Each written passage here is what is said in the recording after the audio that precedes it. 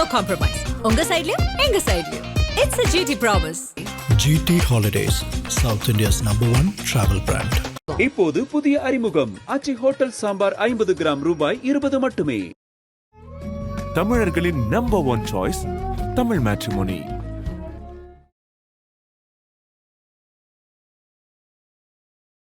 மகளிர் உரிமை தொகை அது 5000 ரூபாய் போட்ட உடனே மகளிர் எல்லாருமே திமுகவுக்கு வாக்களிச்சிருவாங்க அப்படிங்கிற ஒரு வாதத்தை திமுக தரப்புல இருந்து முன் வச்சிட்டு இருக்காங்க. ஆனா எதிர் தரப்புல நீங்க எல்லாருக்கும் கொடுக்குறேன்னு நீங்க அதே மாதிரி 3 வருஷம் கொடுக்கவே இல்லை, 28,000 கொடுப்பீங்களா அப்படின்னு எதிர்கட்சிகள் தரப்புல இருந்து முன்வைக்கிறாங்க. இந்த ரெண்டு வாதத்துல எது சரியான வாதமா இருக்குன்னு நீங்க நினைக்கிறீங்க? பெண்களுக்கு தகுதியை தீர்மானிச்சிருக்கிறது திமுக.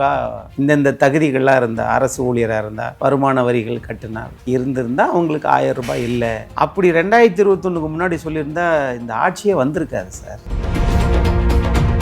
சார் இலவசங்களே முதல்ல கூடாது சார். என்ன சார் இது நாடு?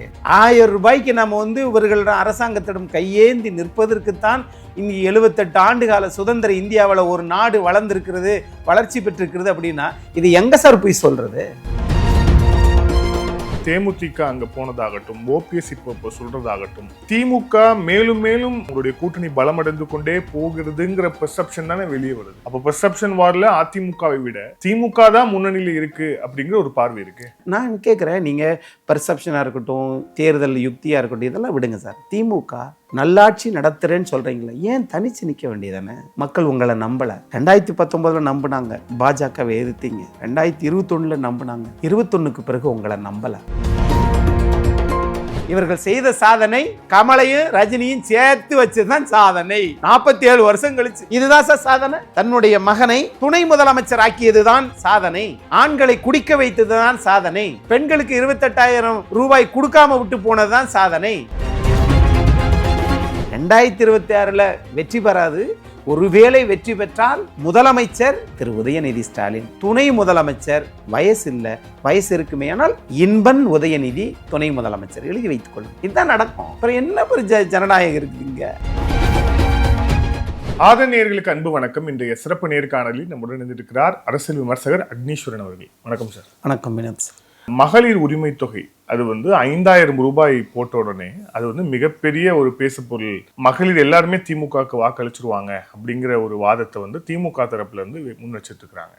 ஆனா எதிர் தரப்புல நீங்க எல்லாருக்கும் கொடுக்குறேன்னு நீங்க அதே மாதிரி 3 வருஷம் கொடுக்கவே இல்லை, 28,000 கொடுப்பீங்களா அப்படின்னு எதிர்கட்சிகள் தரப்புல இருந்து முன்வைக்கிறாங்க. இந்த ரெண்டு வாதத்துல எது ஒரு சரியான வாதமா இருக்குன்னு நீங்க நினைக்கிறீங்க? இல்லை, முதல்ல அது கலைஞர் உரிமை தொகை அப்படின்னு வச்சிருக்கிறாங்கல்ல, அது பெண்களுக்கு உரிமை இல்லாத தொகை. என்ன உரிமை இல்லாத தொகைனா, பெண்களுக்கு தகுதியை தீர்மானிச்சிருக்கிறது திமுக. இந்தந்த தகுதிகள்லாம் இருந்தால், அரசு ஊழியராக இருந்தால், இந்த மாதிரி நிறைய வருமான வரிகள் கட்டினால் இதெல்லாம் இல்லை, இருந்திருந்தால் அவங்களுக்கு 1000 ரூபாய் இல்லை அப்படிங்கிறாங்க. அப்படி 2021க்கு முன்னாடி சொல்லியிருந்தா இந்த ஆட்சியே வந்திருக்காது சார். ஆனால் ஈரோடு கிழக்கு 2023 சட்டமன்ற இடைத்தேர்தலுக்கு பிறகு மாண்புமிகு எதிர்க்கட்சி தலைவர், அதிமுகவின் பொதுச் செயலாளர் திரும்ப வலியுறுத்தி பிறகு என்ன நீ கொடுப்பீங்களா மாட்டீங்களா அப்படின்னு கேட்டதற்கு பிறகு தான் உடனடியாக 7000 கோடியை ஒதுக்கி, அப்புறம் அந்த 7000 கோடி ஒதுக்கியதற்கு பிறகு இவங்க தகுதியெல்லாம் இந்தந்த தகுதிகள்னு நிபந்தனைகள் போட்டாங்க. அது மாதிரி இப்போ பழைய 28,000 இருக்கு, 28,000 ரூபாய் இருக்குது, அதை ஏன் கொடுக்கலன்னு கேட்குறாங்க. நீங்கள் சொன்னதை தானே கேட்டாங்க, சொல்லாததை கேட்கலையே. ஆகவே அதற்கு உரிமை தொகை அப்படி கேட்டால் என்னன்னு சொல்கிறாங்க, நீங்கள் இந்த 2 மாதத்துக்கும் சேர்த்து நாங்கள் 5000 ரூபாயா போட்டுருவோம். அப்போ அந்த பழைய 28,000 ரூபாயும் சேர்த்து தானே போடணும். ஏன்னா இப்போ தான் 2026 சட்டமன்ற இடைத்தேர்தல் வர்றதுனால சட்டமன்ற தேர்தல் வர்றதுனால இடைத்தேர்தலில் கேட்டார் எடப்பாடி பழனிசாமி. அது சட்டமன்ற பொது தேர்தலுக்கு 5000 ரூபாய் டோக்கன் அட்வான்ஸாக திமுக கொடுத்துருக்கு. யாருடைய பணத்தை சார்? இலவசங்களே முதல்ல கூடாது சார். என்ன சார் இது நாடு? 1000 ரூபாய்க்கு நம்ம இவர்களிடம் அரசாங்கத்திடம் கையேந்தி நிற்பதற்குத்தான் இங்கே 78 ஆண்டு கால சுதந்திர இந்தியாவில் ஒரு நாடு வளர்ந்துருக்கிறது, வளர்ச்சி பெற்றிருக்கிறது. அப்படின்னா இது எங்க சார் போய் சொல்றது? இன்னொன்று சார், ஒரு ஜனநாயகத்தை வலுப்படுத்துறது தான் சார் அரசியல் கட்சியினுடைய தலையாய கடமை. ஒரு ஆண்டுக்கு 100 நாள் சட்டமன்றம் நடத்துவோம்னு சொன்னது திமுக சார். இவங்களுக்கு மொத்தம் இந்த 5 ஆண்டு காலத்தில் 1825 நாள் இருக்குது சார். அதில் 500 நாள் சட்டமன்றம் நடத்துவேன்னு சொல்லிட்டு 161 நாள் தான் சார் சட்டமன்றமே நடத்தியிருக்கிறாங்க. மாதம் 1,05,000 ரூபாய் சார். ஒரு 7 லட்சம் ரூபாய் செலவழிச்சிட்டு ஒரு பிஇ படித்த ஒரு இளைஞன், ஒரு மாணவன் 5,000 ரூபாய் 10,000 ரூபாய் சம்பளத்துக்கு போகிறாங்க சார். சார் ஒரு தமிழ்நாட்டில் 234 சட்டமன்ற உறுப்பினர்களில் மாதம் 1,05,000 சம்பளம் வாங்கக்கூடிய நீங்கள் 1825 நாளில் வெறும் 161 நாள் தான் நீங்க சட்டமன்றத்துக்கு போயிருக்கீங்கன்னா இதை விட ஜனநாயக படுகொலை என்ன சார் இருக்கணும்? யார் சார் இதை கேட்கிறா தமிழ்நாட்டில்? அப்படிதான் இன்னைக்கு இருக்கு. ஆகையினால அந்த பழைய 28,000தோட இந்த 5,000 சேர்த்திருந்தால் 33,000 வந்திருக்குமே. 28,000 போடுவாங்களோ என்னமோ வரும் நாட்கள்ல போடுவாங்க. அதுக்கெல்லாம் சேர்த்து மக்கள் தலையில தான் போடுவாங்க சார். 10 லட்சம் கோடி கடன் இருக்கு சார். அப்புறம் எதுக்கு சார் ரகுராம் ராஜன் குழு அமைச்சோம்? டாஃப்லோ, சாந்த்ரே இவங்களாம் எப்ப சார் கூடுனாங்க? 5 வருஷம் ஆச்சு. குழு கூடவே இல்லை. குழுவா சொல்லுச்சு நீங்க 5,65,000 கோடி கடன் வாங்குங்கன்னு. சார் அந்த குழுவா சார் சொல்லுச்சு டாக்ஸ் கொண்டு வாங்க 11,000 கோடி ஒதுக்கி இருக்கிறாங்க. ஏன் சார் அது 5 வருஷமா இல்லையா? ஏன் இல்லை? எல்லாம் தேர்தலுக்காக அவங்க செய்யக்கூடிய இது. மக்கள் இதை நம்ப மாட்டாங்க. அப்படி தான் நான் பார்க்குறேன். இல்லை, ஆனால் மகளிர் பெருவாரியா ஏன்னா இப்போது அவங்களுடைய அந்த வீடியோ கேம்பெயின்ஸ்லாம் நம்ம பார்த்துட்டு இருக்கிறோம். ஒரு மகளிர் சொல்லும்போது இந்த மாதிரி எனக்கு அப்பா இல்லை, இன்னைக்கு என்னோட பிறந்த நாள், இன்னைக்கு 5,000 வந்திருக்கு, முதலமைச்சரை அப்பாவா நான் பார்க்குறேன் அப்படின்னு ஒரு கேம்பெயின் வீடியோ. அதே மாதிரி இந்த மாதிரி பல கேம்பெயின் வீடியோ பெண்கள் இதில் பயங்கரமாக இம்ப்ரெஸ் ஆகிருக்கிறாங்க. எதிர்கட்சிகள் வைக்கக்கூடிய 28,000 விமர்சனத்தெல்லாம் தாண்டி பயங்கரமாக இம்ப்ரெஸ் ஆகிருக்கிறாங்க. மகளிர் வாக்குகள் சிந்தாமல் சிதறாமல் திமுக கூட்டணிக்கு வரும் அப்படிங்கிறது தான் அவங்களுடைய தரப்புல. குறிப்பா அந்த பப்ளிக் பைட்ஸ்ன்னு சொல்லிட்டு அவங்க போடுற விஷயத்துலயும் அதுதானே இருக்கு. அதாவது சார் நிறைய விஷயங்கள் அம்மையார் ஜெயலலிதா அவர்கள் ஏதாவது ஒரு திருமணத்துக்கு போனாங்க அப்படின்னு சொன்னால் அவங்களுக்கு அந்த அரசின் சார்பாக அன்றைய முதலமைச்சராக இருந்தவங்க போய் என்ன பண்ணுவாங்க அப்படின்னா அவங்க ஒரு பரிசு கொடுப்பாங்க. அந்த பரிசு என்னவா இருக்கும் அப்படின்னா பெரும்பாலும் சென்னைக்குள்ள ஒரு வீடு ஒன்று கொடுப்பாங்க. அந்த பட்டா காப்பி அவங்க பேரில் இருக்கும். யார் திருமணம் முடிக்கிறாங்களோ அவங்க பேரில் இருக்கும். அப்படித்தான் கொடுத்து ஒரு அரசு பழக்கப்படுத்தியிருக்கிறது. ஆனால் இவங்க 5,000 ரூபா கொடுத்ததே பெருசாக பேசுகிறாங்க அப்படின்னு சொன்னால் ஒரு மாதத்துக்கு மாதம் இந்த மின்சாரத்தில் கணக்கு எடுத்தால் 6,000 ரூபாய் லாபம் வருமே அப்படின்னு சொன்னது திமுக தானே. அந்த 6,000 ரூபாய் லாபம் வந்துச்சுன்னா 12 மாதத்துக்கு 60,000 ரூபாய், 5 வருஷத்துக்கு 3 லட்சம் ரூபாய். அந்த 3 லட்சம் ரூபாய் திமுக அரசு எப்போ கொடுக்கும்? அந்த கணக்கை போட்டு கொடுத்தது திமுக தானே. அப்போ எனக்கு 5,000 ரூபாய் கொடுத்ததை இவர்களை நான் அப்பாவாக பார்க்கிறேன் என்று சொன்னால் உங்களுக்கு ஒரு ஏதாவது மகளிர் சுய உதவி குழுவிலையோ அல்லது ஒரு தனியா தொழில் தொடங்குவதற்காகவோ அதற்காக நீங்க உங்களுக்கு ஒரு நிரந்தர வேலையை கொடுத்திருந்தால் நீங்கள் அப்பாவையே ஆண்டவனா பார்ப்பீங்கல்ல. அந்த சிந்தனை ஏன் வரமாட்டேங்குது? 1,000 ரூபாய்க்காக நாம் ஒரு நாளைக்கு எவ்வளவு சார்? 33 ரூபாய் சார். 33 ரூபாய் எதிர்பார்த்து தான் நாம வாங்குறோம்னா ஒரு கொத்தனார் வேலைக்கு போய் வருகிற போது 1,200 ரூபாய் இல்லாமல் செல்வதில்லை. 10 மணிக்கு வருவாங்க, 5 மணிக்கு கையை கழுவிடுவாங்க. கையை கழுவி முடிச்ச உடனே கையில் 1,200 ரூபாய் இருக்கணும். ஒரு கொத்தனாருடைய வேலைக்கு செல்லக்கூடியவர்கள் 1,200 ரூபாய் இல்லாமல் செல்வதில்லை, உழைத்து விட்டுத்தான் வாங்குறாங்க. என்றாலும் ஒரு 33 ரூபாய்க்காக ஒரு 1,000 ரூபாய் கொடுத்தவரை நாங்கள் அப்பாவாக பார்க்கிறோம் என்றால் அப்புறம் ஆண்டவனை எப்படி பார்ப்பீங்க? உங்களை மீண்டும் மீண்டும் காசை கொடுத்து வறிய நிலையிலே வைத்திருக்கணும். பெண்களை மீண்டும் மீண்டும் ஆண்களை ஒரு நாளைக்கு 1,18,00,000 பேரை குடிக்க வச்சு அவர்களை மயக்க நிலையிலே வைத்திருக்க வேண்டும். சார் 48,000 கோடி சார் ஒரு ஆண்டு வருமானம் மதுபானத்தில். சார் இதை வச்சு தான் அவங்க மதுபானத்துக்கு 200% ஏறத்தாழ 200% வரி போடுது சார் மாநில அரசு. இதை வச்சு தான் லோன் ரீபேயிங் கெப்பாசிட்டி பாருங்க, நாங்கள் 48,000 கோடி ஒரு துறையிலிருந்து வாங்குறோம், அதனால எங்களுக்கு பணத்தை திருப்பி செலுத்தும் தகுதி ஒரு மாநில அரசுக்கு உண்டு அப்படி அதை காட்டுறீங்களா இல்லையா? தனிநபர் வருமானம் 28% இருக்கணும், அதுக்குள்ளதான் நாங்கள் வாங்குறோம், இதெல்லாம் வேற. ஆனால் ஒரு 48,000 கோடி ஒரு தமிழ்நாட்டில் இருக்கக்கூடிய இளைஞர்களை ஆண்களை குடிக்க வைத்து அதிலிருந்து நாம் கடன் வாங்குற தகுதியை உருவாக்குறோம்னா இந்த 33 ரூபாயெல்லாம் என்னத்தை சார் சொல்றது? இல்ல, அடுத்து முக்கியமான விஷயம் பார்த்தோம் அப்படின்னா, நேற்று பேசியிருக்கிறார் முன்னாள் முதலமைச்சர் பன்னீர்செல்வம் அவர்கள். அதுல சொல்லும்போது இந்த 5 ஆண்டு ஆட்சி சிறப்பாக இருந்தது, மீண்டும் திமுக ஆட்சி தான் வரும் அப்படின்ட்டு சொல்றவர் அதிமுகல முன்னாள் முதலமைச்சராக இருந்த அந்த பொசிஷன்ல இருந்த பன்னீர்செல்வம் அவர்கள். ஸோ இதை சிக்னிஃபிகண்டா பார்க்க முடியாதா? இது ஏற்கனவே தெரிஞ்ச விஷயம் தானே. நேற்றைக்கு தான் அதிமுகவுக்கு ஒரு நீதி வழங்கப்பட்டிருக்கிறது. நேற்றைக்கு தான் பூனைக்குட்டி வெளியிலே வந்திருக்கிறது. இதை வச்சு தான் மாண்புமிகு எதிர்கட்சி தலைவர் அதிமுக பொதுச் செயலாளர் பூனைக்குட்டி வெளில வரல, இவங்க தான் பிடிச்சி தள்ளினாங்கன்னு சொல்றாங்க. அவருக்கு வேற ஆப்ஷனே இல்லை, இஸ் அ கார்னர்டு கேட் அப்படிங்கிறாங்க. நீங்க புரட்சி தலைவி அம்மா அவங்க 96ல் 97ல் இருந்தபோது கட்சியில் இருந்த ஐயா திருநாவுக்கரசு போட்டி பொதுக்குழுவை கூட்டினார்ல, நீங்கள் ஏன் கூட்டலை? சரி, இப்போ நீங்கள் போய் திரும்ப திமுக ஆட்சி வரும் அப்படின்னு சொல்கிறீங்களே, ஒரு உண்மையான அதிமுகவினுடைய விசுவாசம் உள்ள எந்த ஒரு கடைக்கோடி தொண்டனும் சார், நாம் நினைக்கிறோம் எல்லா பேருமே பதவியில் இருக்கிறவங்க தான் வெளியில் தெரியுறாங்க சார்.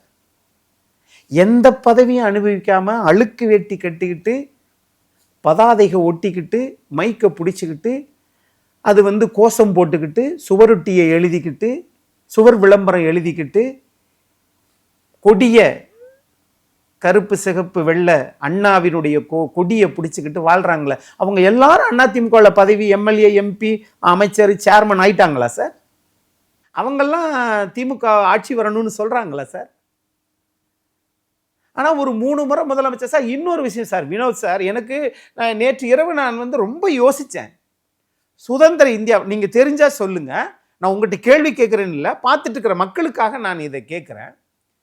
சுதந்திர இந்தியாவில் எந்த கட்சியிலையாவது, அது தேசிய கட்சி மாநில கட்சி எல்லாத்தையும் எடுத்துக்கோங்க, எந்த கட்சியிலையாவது ஒரு சட்டமன்ற உறுப்பினர் முதல் முறை சட்டமன்ற உறுப்பினர் ஆகி முதல் முறையாகவே அவர் முதலமைச்சரான சரித்திரம் இந்தியாவில் எந்த கட்சியில் யாராவது ஒருத்தர் சொல்லுங்க. முதல் முறை எம்எல்ஏ பெரிய குளத்துல, முதல் முறை முதலமைச்சர், அந்த முதல் முறை எம்எல்ஏ ஆகி முதல் முறை முதலமைச்சரானவர் தான் திமுக ஆட்சி வருங்கிறாரு. சரி, திமுக ஆட்சி வரும்னு சொல்றீங்கல்ல, அதிமுகவினுடைய உரிமை மீட்பு குழு போகுதா அல்லது தனியா நீங்களே அவங்களோட திமுகவோட சேர்ந்துட்டீங்களா? அப்படி சேர்ந்ததற்கு பிறகு நீங்க தான் திமுக ஆட்சி வரும்னு சொல்லிட்டீங்கல்ல, அப்ப அந்த வழக்குகள் எல்லாம் காலாவதி ஆயிடுச்சுன்னு எடுத்துக்கிறோமா, இல்லை இந்த வழக்குகள்லாம் இன்னும் நிலுவையில் இருக்குமா? தேர்தல் ஆணையத்தில் கொடுத்த புகார் இருக்குமா, இல்லை நேத்தோட முடிஞ்சு போச்சா?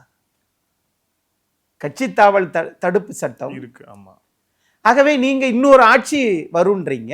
இந்த ஆட்சியிலிருந்து தான் நீங்க அதிமுக கட்சியிலிருந்து தான் நீங்க போடி நாயக்கனூர் சட்டமன்ற உறுப்பினராக வந்திருக்கிறீங்க. நேற்று கடைசி நாள், அதனால தான் உங்களுடைய இது பறிபோயிடக்கூடாது, சட்டமன்ற உறுப்பினர் பறிபோயிடக்கூடாது அப்படின்றதுக்காக நேற்று வரை காத்திருந்தீங்களா? இன்னும் புரியல. ஆனால் அதிமுக இதில் மிக கவனமாக கையாண்டிருக்கிறது. பொறுமையாகத்தான் எதிர்கட்சி தலைவர் பார்த்துருக்கிறாரு, நிறுத்தி தான் நிதானமாக தான் இருந்திருக்கிறாரு, அப்படி தான் பார்க்குறேன். ஆனால் அதிமுக மிகவும் கவனத்தில் எடுத்துக்கூற வேண்டிய விஷயமாக பொதுமக்கள், ஒரு கட்சி, இந்த கட்சி ஆட்சிக்கு வரணும்னு நினைக்கிறாங்கல்ல, அவங்கெல்லாம் என்ன நினைக்கிறாங்கன்னா, கோபிச்செட்டிப்பாளையம், போடி நாயக்கனூர், உசிலம்பட்டி, இது 3ஐயும் அவர்கள் அதிதீவிரமாக கவனம் செலுத்த வேண்டும். இந்த கட்சி அதிமுக என்கிற கட்சியிலிருந்து சட்டமன்ற உறுப்பினராகி இந்த கட்சி ஆட்சிக்கு வரக்கூடாதுன்னு நினைச்சிட்டு இருக்கிற அதில் தான் அவங்க ரொம்ப அக்கறை செலுத்தணும் அப்படின்னு நம்ம பார்க்குறோம். இன்னொன்று சார், திமுக ஆட்சிக்கு வரணும் அப்படின்னு நினைக்கிறாங்கல்ல சார், அது என்ன சார் பெரிய அப்பழுக்கற்ற, கடனே வாங்காத, வரியவே ஏத்தாத ஒரு கட்சியா சார்? சிறப்பான ஆட்சி கொடுத்துருக்காங்க அப்படிங்கிறாரு. ஏதாவது ஒரு சிறப்பான ஆட்சின்னு சொல்லுங்க சார். நான் ஒரு சிறப்பான ஆட்சி, திமுக சிறப்பான ஒரு திட்டத்தை ஒன்று சொல்லவா சார்? 47 வருஷத்துக்கு பிறகு சூப்பர் ஸ்டார் ரஜினிகாந்த் அவர்களையும், உலகநாயகன் கமலஹாசன் அவர்களையும், இன்பன் உதயநிதி அவர்கள் பல 1000 கோடி போட்டு யூனியன் அப்படின்ற ஒரு படம் எடுக்கிறாங்க சார். உண்மையிலே இதுதான் சார் மிகப்பெரிய வரலாற்று சிறப்பு மிக்க சாதனை sir. Salute to the DMK political party. இதுதான் தேவை. பாத்தீங்களா? யாராவது இயக்குனர் சங்கர், பல படங்களை எடுத்த பாலா, இயக்குனர் இமயம் பாரதி ராஜா எடுக்க முடிஞ்சா சார்? பாவம், அவங்களாம் அப்புறாணி, பொழைக்க தெரியாதவங்க. இவங்க தான் சார் பொழைக்க தெரிஞ்சவங்க. பணத்தை எதில் போட்டால் எது பன்மடங்கு குதிச்சு வரும் என்பது இவங்களுக்கு தான் தெரியும். 10 லட்சம் கோடி கடன், அதுல 4,68,000 கோடி அதிமுக ஆட்சியில இப்போது இருந்தபோது கடன். திமுக ஆட்சி விட்டு போகிற போது 2010 ஏறத்தாழ 1 லட்சம் கோடி கடன். அதையும் சேர்த்தே 4,68,000 வச்சுக்கோங்க. இவங்க மாத்திரம் எல்லாம் 5,65,000 கோடி வாங்கி 10 லட்சம் கோடி கடன் வந்துச்சுல. என்ன செய்யறது? நீங்க இரவு நேரத்துல ஒரு பிரியாணி சாப்பிடலாம், 2 பிரியாணி சாப்பிடலாம், 3 பிரியாணி சாப்பிட்டா என்ன வரும்? சீக்கிரமா தூங்க முடியுமா? வாந்தி தான் வரும். அப்ப அது என்ன செய்யறது? 2 மணி நேரம் நடக்கணும். அப்ப இந்த பணத்தை என்ன செய்வது? கூப்பிடுறா, நம்ம ரஜினியும் கமலையும் கூப்பிடுப்பா. எத்தனை வருஷம் ஆச்சு நீங்க 2 பேரும் படம் நடிச்சு? ஐயா 47 வருஷம் ஆச்சு, வாங்க நாங்க பணத்தை போடுறோம், நடிங்க என்று வைக்கிறார்கள் என்றால் இதுதான் ஐயா ஓபிஎஸ் சொல்ற சாதனையா? என்ன சார் இது? இந்த 5 வருஷத்துல 153 பேர் அரசாங்கத்தின் கவனக்குறைவால் செத்துருக்கிறாங்க. இதுதான் சாதனையா சார்? தஞ்சாவூர் தேர் விபத்திலிருந்து அதுக்கு மரக்காணம் 23 பேர், அப்புறம் கள்ளக்குறிச்சி 68 பேர், அப்புறம் கரூர்ல 43 பேர், அப்புறம் இதுல நம்ம வானூர்தி சாகசம், அதுல முதலமைச்சர் தலைமையில் நடந்துச்சு 5 பேர். சரி, கடைசி போகும்போது ஏதாவது அப்படின்னு சொன்னா இது அரசாங்கத்தின் கவனக்குறைவால் நடந்தது. ஒவ்வொரு நாளும் குடிச்சிட்டு கல்லீரல் குறைபாடு, சிறுநீரக பிரச்சனை, எத்தனை பேர் அரசு மருத்துவமனையில் போய் பணமின்றி அவர்கள் வரிசையில் நிற்கிறாங்க. இந்த கணக்கு அரசாங்கத்தில் இருக்கா சார்? சரி, நாங்கள் வந்தால் நாங்கள் ஒவ்வொரு மாவட்டத்திலையும் மது அருந்துவோர் மறுவாழ்வு மையம்னு ஏதாவது ஒரு மாவட்டத்திலேயாவது மது அருந்துவோர் மறுவாழ்வு மையம் இருந்தால் சொல்லுங்க சார். இல்லை, இதுதான் சாதனை. இதைத்தான் ஓபிஎஸ் அவர்கள், மரியாதைக்குரிய முன்னாள் முதலமைச்சர், சாதனைன்னு சொன்னா, அடுத்து திமுக ஆட்சிக்கு வந்தால் தமிழ்நாடு ஒரு பிரச்சனையின் உச்சக்கட்டத்துக்கு போயிடும். எல்லா நடிப்பு, எல்லா மூலச்சலவை, எங்கு பார்த்தாலும் சுவரொட்டிகளில் அவர்கள்தான் இருக்கிறார்கள். நல்லாட்சி, தமிழ்நாட்டில் நல்லாட்சி கேட்குறேன். இந்த மாதிரி எதுவுமே செய்யாமல் 7.5 ஒன்றை தமிழ்நாட்டில், இந்தியாவில் யார் இதுவரைக்கும் கொண்டு வர முடியல சார். ஆனால் அவர் தன்னை விளம்பரப்படுத்தி கொள்வதில்லை, தன்னை பெரிய ஒரு டாம்பீகமாக நினைத்து கொள்வதில்லை. ஆனால் நீங்கள் திரைப்படத்தை ஒரு பின்புலமாக வைத்து அரசாங்கத்தில் மக்களை பேரை சொல்லி கடனை வாங்குறதை கொண்டு திரைப்படத்தில் போடுறது. ஏன்னா திரைப்படத்திலையும் தனியாக வீடு கட்டுறவங்களுக்கு மட்டும்தான் சார் நிறையா லஞ்ச பணமும் அதிகமாக இருக்கிறது. இந்த 3ல் தான். ஒன்று, அரசு இருக்கு இல்லையா, அரசாங்கத்தில் வேலை செய்கிறாங்கல்ல, வேலை செய்கிறவங்கள பத்திர ஆஃபீஸில் போய் பாருங்க சார். கடந்த 5 ஆண்டுகளில் பத்திர ஆஃபீஸில் இருக்கக்கூடியவங்களை, அவங்க சொந்தக்காரங்களை பூரா நீங்கள் ஆய்வு பண்ணி பாருங்க. பூரா 2 கோடி, 3 கோடி, 5 கோடி, 10 கோடியில் வீடு கட்டுறாங்க சார். அமலாக்கத்துறை இப்போ சும்மாவா சார் KN நேரு அவர்களுக்கு 3 முறை நோட்டீஸ் கொடுத்துச்சு.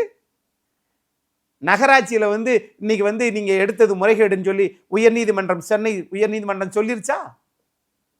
அப்ப அமலாக்கத்துறை சொல்லியே செய்யலைன்னா சென்னை உயர்நீதிமன்றம் சும்மா தரவுகள் இல்லாம சொல்லுமா சார்? எங்கு பார்த்தாலும் ஊழல், எங்கு பார்த்தாலும் விலைவாசி, எங்கு பார்த்தாலும் வரி உயர்வு. எங்க பார்த்தாலும் அரசு ஊழியர்கள் எல்லா இடத்திலும் நேர்மையானவர்கள் ரொம்ப குறைவு சார், மிக மிக குறைவு. பத்திர ஆஃபீஸு, ரெண்டாவது வந்து ஆர்டிஓ ஆஃபீஸு, தாசில்தார் ஆஃபீஸு சார். பட்டா மேண்டேட்டரி ப்ரொவிஷன் சார். அதிமுகவினுடைய முன்னாள் முதலமைச்சர் இன்றைய பொதுச்செயலர் எடப்பாடி பழனிசாமி அவர்கள் இருக்கும்போது நீ பட்டா வந்து சப்டிவிஷன் இல்லாம 1200 சதுரடி வாங்குறீங்களா? ஏற்கனவே 1200 சதுரடிக்கு பட்டா இருக்குதா? ஆட்டோமேட்டிக்கா அது மாறணும் சார். இன்னைக்கு அது பத்திரம் முடிச்சுட்டு வந்து 10 நாள் 1 மாசம் ஆகி மாற மாட்டேங்குது சார். லஞ்சம், துட்டு. மேல ஆட்சியில் இருக்கக்கூடிய பெருந்தலைவர்களும் அப்படிதான் இருக்கிறாங்க, அவங்களுக்கு கீழே வேலை செய்யற அதிகாரிகளும் அப்படிதான் இருக்கிறாங்க. என்ன சார் இது ஏழைகளுக்கான ஆட்சியா சார்?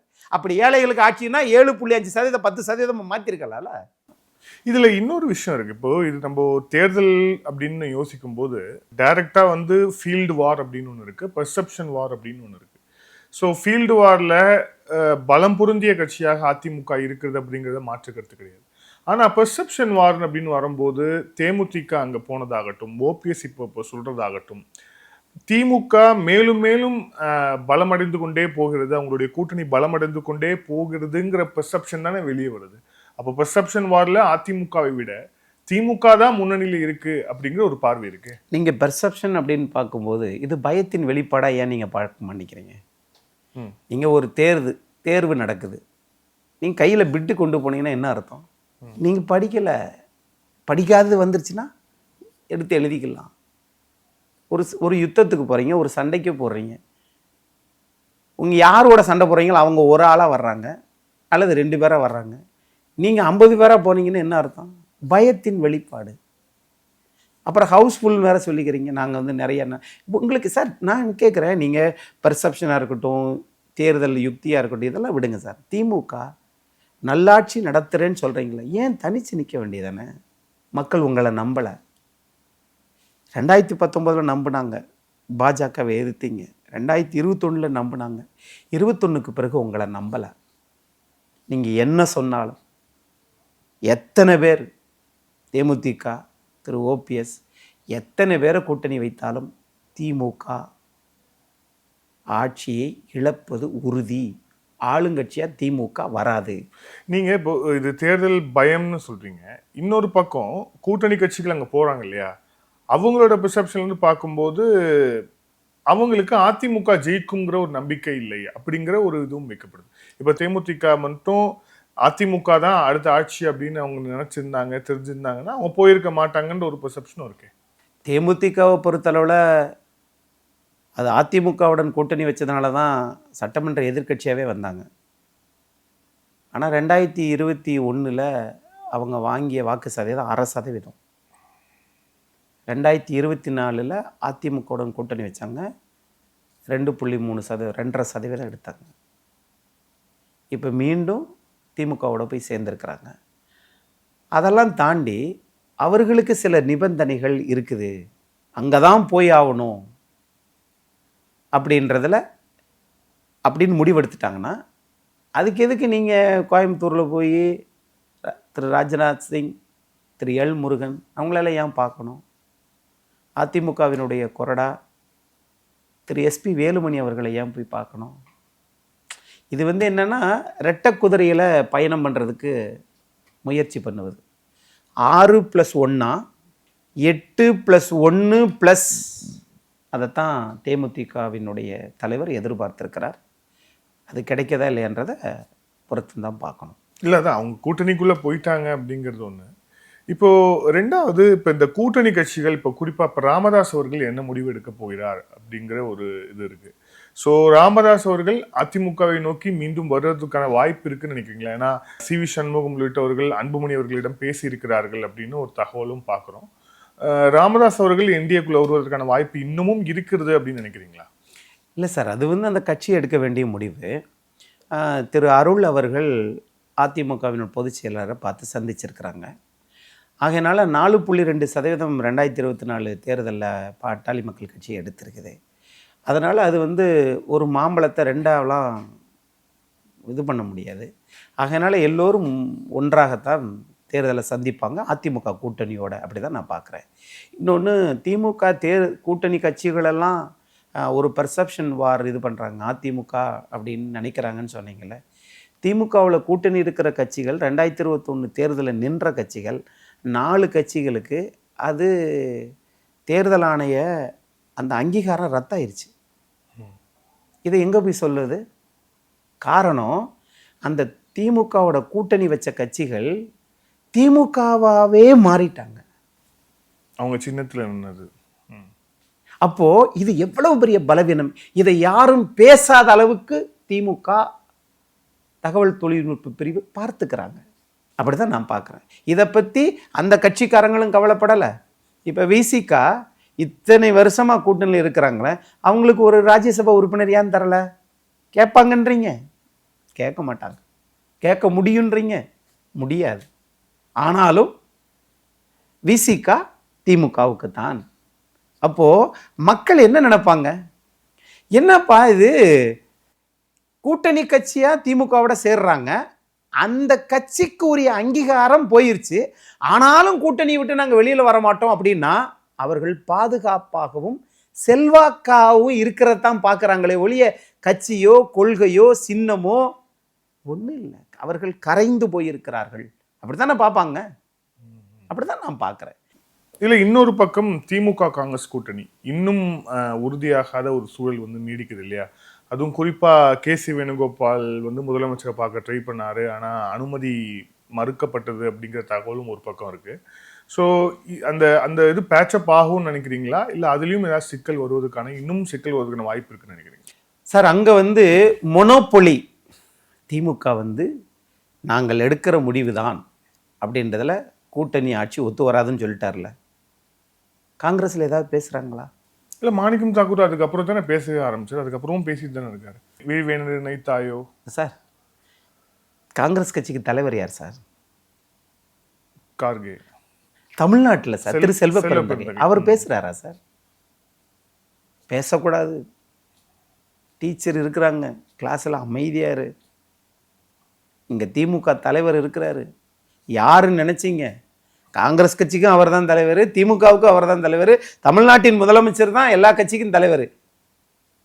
திமுக கூட்டணியில் இருக்கிற கட்சிகளுக்கு அப்போ இந்த நிலை இருக்கு இல்லையா? இதெல்லாம் அவங்க மடைமாற்றம் செய்வதற்கு என்ன மடைமாற்றம்? சட்டமன்ற உறுப்பினராக வந்து 2019 இளைஞரணி செயலாளராக கொண்டு வந்து வெள்ளக்கோயில் சாமிநாதனை விலக்கி விட்டு 2021 சட்டமன்ற உறுப்பினராக்கி, அப்புறம் வந்து விளையாட்டுத்துறை அமைச்சராக்கி, அப்புறம் வந்து துணை முதலமைச்சராக்கி, இதுக்கெல்லாம் உதவியாக ஒரு ஜனநாயக படுகொலைக்கு உதவியாக இருந்தது திமுகவினுடைய கூட்டணி கட்சிகள்ன்றது மக்களுக்கு தெரியாதா சார்? 2026 வெற்றி பெறாது. ஒருவேளை வெற்றி பெற்றால் முதலமைச்சர் திரு உதயநிதி ஸ்டாலின், துணை முதலமைச்சர் வயசு இல்லை, வயசு இருக்குமே ஆனால் இன்பன் உதயநிதி துணை முதலமைச்சர், எழுதி வைத்துக் கொள்ளுங்கள். இதுதான் நடக்கும். அப்புறம் என்ன ஜனநாயகம் இருக்குது இங்க? ஆக இதை நாம் வந்து நம்மை வீழ்த்துவதற்கு அதிமுக பலவீனமாகவே இருக்க வேண்டும் என கேள்வி கேட்கிற ஒரே ஒரு கட்சி, திமுகவை கேள்வி கேட்டு அதற்கு வீட்டுக்கு அனுப்பக்கூடிய கட்டமைப்பு கொண்ட கட்சி அதிமுக. அதனால் அங்கே ஓபிஎஸ் பிரச்சனை இருக்குது, சசிகலா பிரச்சனை இருக்குது, டிடிவி பிரச்சனை இருக்குது. கரெக்டு, அது கட்சிக்குள்ளே தானே பிரச்சனை இருக்குது. ஆனால் நாட்டில் இருக்கக்கூடிய முல்லை பெரியாறு பிரச்சனையோ, கச்சத்தீவு நாங்கள் தீர்மானம் போட்டிங்களே, அது மாதிரி மேகதாதுல அணை கட்டுறாங்களே, கட்டுவதற்கு பணம் ஒதுக்கியிருக்காங்களே, நீட்டு விளக்கு கொண்டு வர முடியலையே. பிஆர் சிவகுமார் என்ன சொல்றார்? ஒரு சொட்டு தண்ணீரை கூட நான் தமிழகத்திற்கு தரமாட்டேன்றாரு. அந்த சிவகுமார் அவர்கள் துணை முதலமைச்சராக இருக்கிறதுக்கு தமிழ்நாட்டுடைய முதலமைச்சர் போனாங்களே பதவி ஏற்கிறதுக்கு. அப்ப கட்சியில் சித்தாந்தத்தில் தமிழ்நாட்டு நலனில் அக்கறை இல்லை. இல்லாத ஒரு கட்சி செல்வாக்கை பெருக்கிக் கொள்வதற்காக சில கூட்டணி கட்சிகளை விழுங்கி கொண்டு ஆட்சி நடத்துறதுக்கு அதிமுகவையே எப்பொழுது பார்த்தாலும் பிரச்சனை பிரச்சனை பிரச்சனை பிரச்சனை பிரச்சனை பிரச்சனை பிரச்சனை தானே? கரெக்டு. ஆனால் அழகிரி கூட இருக்கிற திரு மன்னன் ஏன் அதிமுகவுக்கு வருகிறார்? திரு கோபி ஏன் இங்கு வருகிறார்? சரி, திமுக பிரச்சனையே இல்லைல்ல. முன்னாள் மத்திய அமைச்சர் திரு சுப்புலட்சுமி ஜெகதீசன் திருமதி, அந்த அம்மா ஏன் திமுக விட்டு ஆளுங்கட்சி இருக்கும்போது தானே போனாங்க. விபி துரைசாமி கழகத்தின் துணை பொதுச் செயலாளர் ஏன் போனார்? KP ராமலிங்கம் முன்னாள் ராஜ்யசபா நாடாளுமன்ற உறுப்பினர் ஏன் போனார்? சார், எல்லா கட்சிக்குள்ளேயும் பிரச்சனை இருக்கு சார். அந்த அரசியல் கட்சியினால நாட்டுக்கு ஆட்சி படத்தில் இருக்கிற போது கலைஞர் அவர்கள் 25% அதிகப்படுத்தினார். பிற்படுத்தோர் நலத்துறை இதாக இருந்தபோது அந்த மக்களுக்கு அருந்ததியினர் உள் இடஒதுக்கீடு 3% கொடுத்தார். அம்பாசங்கர் கமிஷன் மூலம் அதை 31% மாற்றினார் புரட்சி தலைவர் பொன்மனச்செம்மல். 69% இடஒதுக்கீட்டை முதலமைச்சர் இருக்கும்போது அம்மையார் ஜெயலலிதா அவர்கள் நடைமுறைக்கு படுத்தி காட்டினார். சட்ட பாதுகாப்பு 9வது அட்டவணையில் நரசிம்மராவ் இந்திய நாட்டினுடைய பிரதமராக இருக்கிற போது திரு STS அவர்களை அங்கே அனுப்பி நாடாளுமன்ற ஒப்புதலுடன் கேபினட் அமைச்சரின் ஒப்புதலுடன் சட்ட பாதுகாப்பை கொடுத்தாங்க. 7.5 இந்தியாவில் நீட் 5 நீதிபதி 11 நீதிபதி நிரந்தர தீர்ப்பு கொடுக்க வேண்டும். அதற்கெல்லாம் கால அவகாசம் இல்லை. அதனால் 7.5 எடப்பாடி பழனிசாமி நடைமுறைப்படுத்தி காட்டினார். ஒரு சட்டத்தை மாண்புமிகு முதலமைச்சர் திரு மு.க. ஸ்டாலின் அவர்கள் இந்த 5 ஆண்டு 5 ஒன்னு சொல்ல சொல்லுங்க சார். ஒன்னு சொல்ல சொல்லுங்க சார். ஒண்ணுதான் நான் கேட்கிறேன். என்ன சார் இது? இவர்கள் செய்த சாதனை கமலையும் ரஜினியும் சேர்த்து வச்சதுதான் சாதனை. 47 வருஷம் கழிச்சு இதுதான் சார் சாதனை. தன்னுடைய மகனை துணை முதலமைச்சர் ஆக்கியதுதான் சாதனை. ஆண்களை குடிக்க வைத்ததுதான் சாதனை. பெண்களுக்கு 28,000 ரூபாய் கொடுக்காம விட்டு போனதுதான் சாதனை. என்ன சார் இது? இதையெல்லாம் மக்கள் சீர்தூக்கி பார்க்க வேண்டும். அதிமுக இல்ல, எந்த கட்சியாக இருந்தாலும் அந்த கட்சி என்ன நோக்கத்துக்காக இருக்குது? திமுகவை ஆட்சி கட்டிலிருந்து இறக்க வேண்டும். திரு OPS அவர்களை ஏன் நேற்றைய தினம் சட்டமன்றத்தில் இந்த மாதிரி இது பண்ணாங்க? திரு ஐயப்பன் அவர்கள் சொல்றாங்க, திரு RB உதயகுமார் இல்லை என்றால் திரு ஐயப்பனே சட்டமன்ற உறுப்பினராக ஆயிருக்க முடியாது. அவர் என்ன சொல்றாரு? புரட்சி தலைவர் எம்ஜிஆருடைய ஆசையுடன், ஜெயலலிதா அம்மா அவங்க ஆசையுடன் அடுத்து திமுக ஆட்சி மலரும். என்னப்பா இது? யார்ப்பா உங்களுக்கெல்லாம் இப்படிலாம் சொல்லி கொடுக்குறா? ஒப்பிட்டவரை உயிர் உள்ள வரைக்கும் நமக்கு ஒருத்தவங்க ஒரு நம்மளை தண்ணி கொடுத்துட்டாங்க, ஒரு சாப்பாடு சாப்பிட்டுட்டோம்னா அவங்களை எதிர்த்து நம்ம பேசவே கூடாது சார். நீங்க 5 வருஷம் சட்டமன்ற உறுப்பினராக இருந்திருக்கீங்க. உங்களுக்கு வாழ்நாள் முழுவதும் பென்ஷன் வருங்க. இந்திய நாட்டில் பென்ஷன் வாங்குறது யார் யார் சார்? உயர் நீதிமன்ற உச்ச நீதிமன்ற நீதிபதிகள், சட்டமன்ற உறுப்பினர்கள், நாடாளுமன்ற உறுப்பினர்கள். இந்த 3 பேரை தவிர 2004க்கு பிறகு யார் சார் பென்ஷன் வாங்குறா? வாழ்நாள் முழுவதும் பென்ஷன் வாங்குறீங்க. அதற்கு நீங்கள் போட்ட நன்றி கடன் என்ன தெரியுமா? அடுத்து அதிமுகவில் வெற்றி பெற்றுட்டு 5 ஆண்டு கால சம்பளம் வாங்கிட்டு பென்ஷன் வாங்க போறீங்க. இன்னைக்கு திமுக ஆட்சி வரும்ன்றீங்களே, என்ன சார்? ஜெயலலிதா அம்மா இருந்தா இது நடக்குமா? நடந்திருக்குமா? அதனால மக்கள் பார்த்துட்டு இருக்கிறாங்க. இந்த ஆட்சி மாற்றம் வர வேண்டும் என்று நடுநிலையாளர்கள் மட்டுமில்லை, எல்லோரும் நினைக்கிறாங்க. படித்தவர்களிருந்து கீழே இருக்கக்கூடிய எல்லாருமே நினைக்கிறாங்க. என்ன நடக்கும் என்பதை நாம பொறுத்து தான் பார்க்கணும். நன்றி சார். பல்வேறு கேள்வி. Thank you sir. Thank you so much. மிக்க நன்றி.